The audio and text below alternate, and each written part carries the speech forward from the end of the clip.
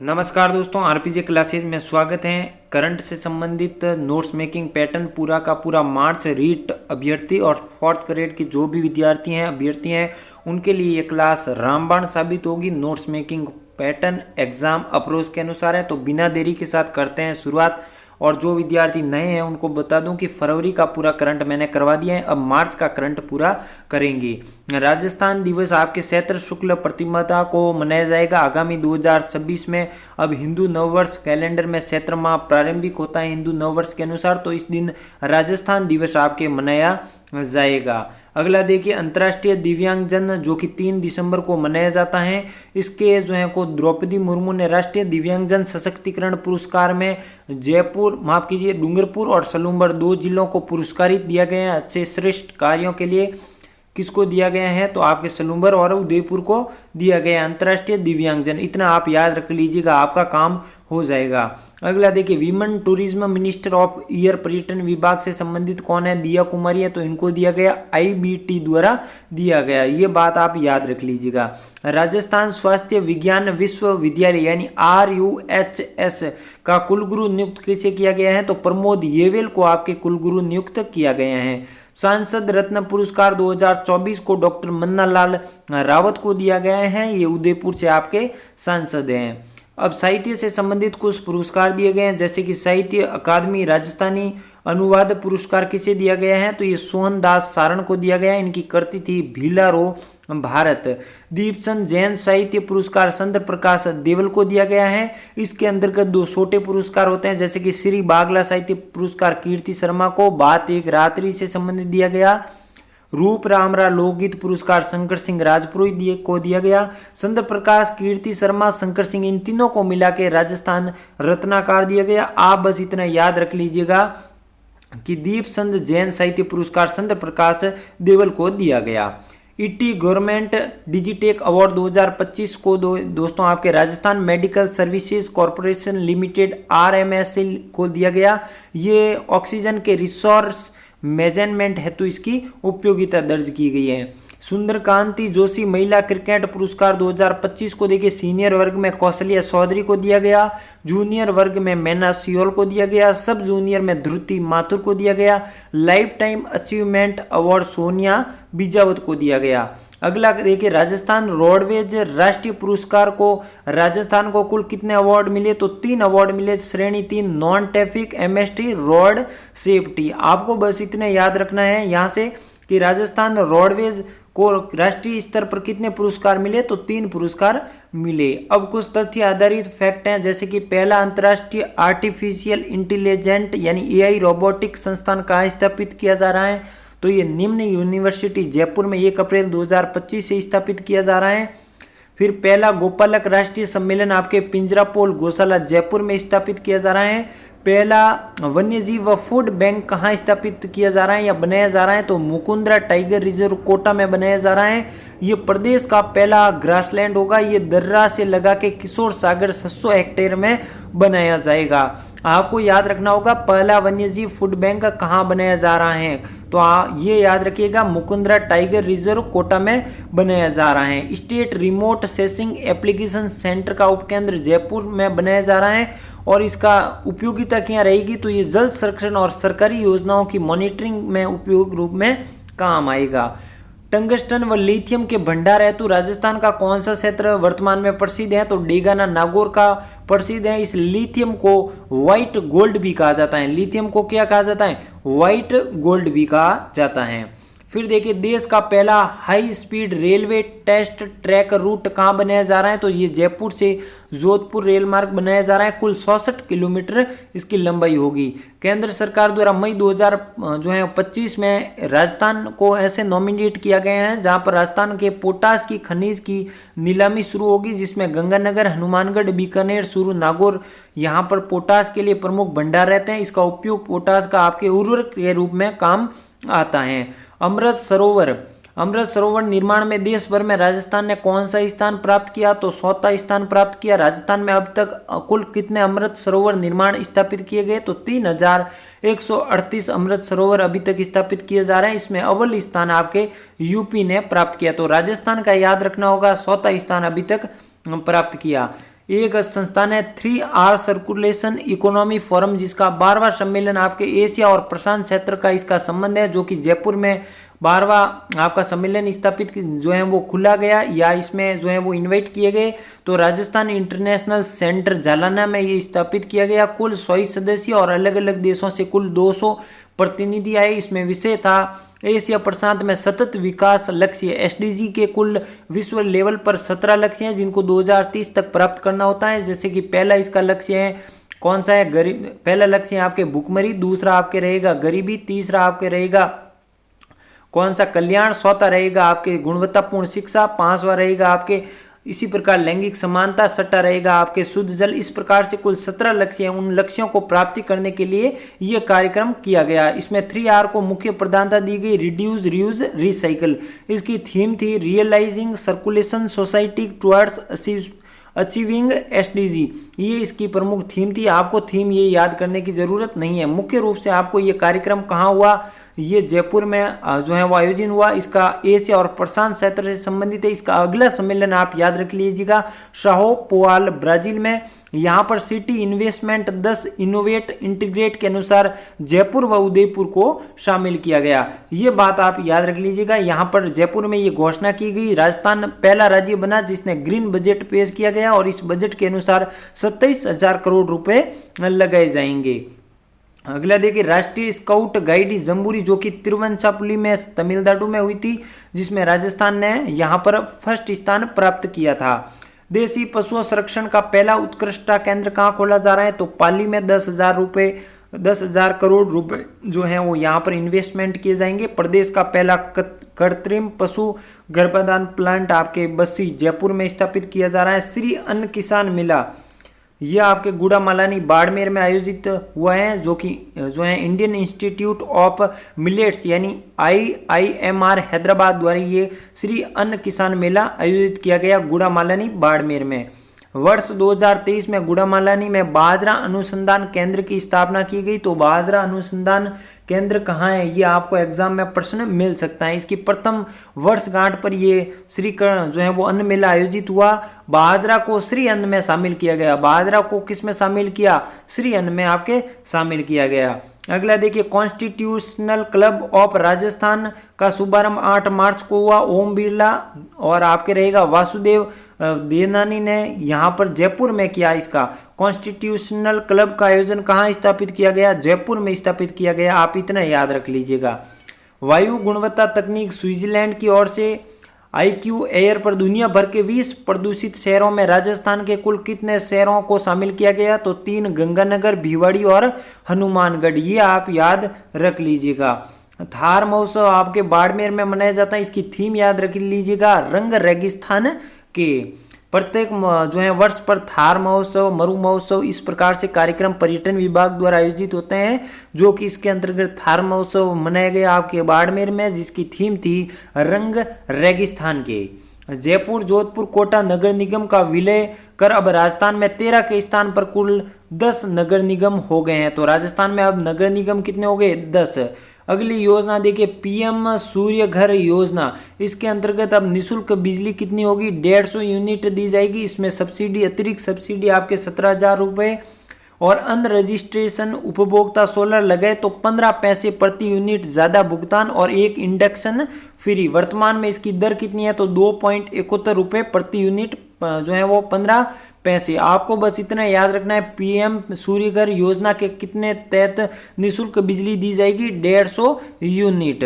फिर देखिए इसके अंतर्गत किस प्रकार से रहेंगे, सोलर प्लांट यानी 1 किलोवाट प्लांट पर 33,000 रुपये केंद्र और राज्य सरकार आपके 17,000 रुपये सब्सिडी देगी। 2 किलोवाट पर 60,000, 3 किलोवाट पर 78,000 और राज्य सरकार द्वारा 17,000 इस पर सब्सिडी रहेगी। DigiOne फॉरेस्ट स्टेक ऐप, ये विश्व वानिकी दिवस 21 मार्च के दिन जो है वो लॉन्च किया गया। इसका उद्देश्य वन संरक्षण के क्षेत्र में प्रभावी हेतु लॉन्च करना। देश का पहला डिजिटल फॉरेस्ट ऐप है। मुख्यमंत्री वृक्षारोपण महाअभियान के तहत 10 करोड़ पौधे लगाने का लक्ष्य रखा गया। तो DigiOne फॉरेस्ट स्टेक ऐप का उद्देश्य क्या है, तो वन संरक्षण के क्षेत्र में प्रभावी रूप से कार्यान्वयन करना। राजस्थान के लोकतंत्र सेनानियों का सम्मान विधेयक 2024 पारित हो गया 21 मार्च 2025 को। इसमें लाभान्वित कौन होंगे? तो लोकतंत्र स्वतंत्रता सेनानी। मासिक पेंशन दिए जाएंगे 20,000 रुपये, उनको मासिक पेंशन दी जाएगी।